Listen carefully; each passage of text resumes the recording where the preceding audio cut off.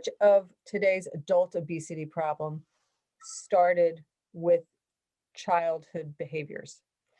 Yeah, it's a good question. I think that, we're starting to see as the data roll in and, we know more about what's happening on our food environment over time. We started to see this rise in the rates of obesity among adults around the time we started to have more sugar being introduced into our diets. And so there's interesting correlations between, the amount of sugar that's in processed foods and the number of processed foods that have been developed in like the 50s and 60s and 70s.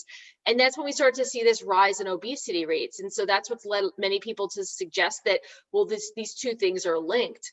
And I think that there is some truth to that. And I think that what we're seeing now is that, foods that you're exposed to early in life can have an impact on your food preferences later on. Even foods that we're exposed to before we're born, when women are pregnant, the foods that they eat have an impact on the fetus in a good way because it's providing nutrition, but it's also providing them with exposure to different tastings and flavors that they carry with them throughout their life. And so what I think we're seeing now is kind of a combination of early life exposure to a lot of highly processed foods, either via pregnancy or via, just these toddler foods that are available and on the markets these days.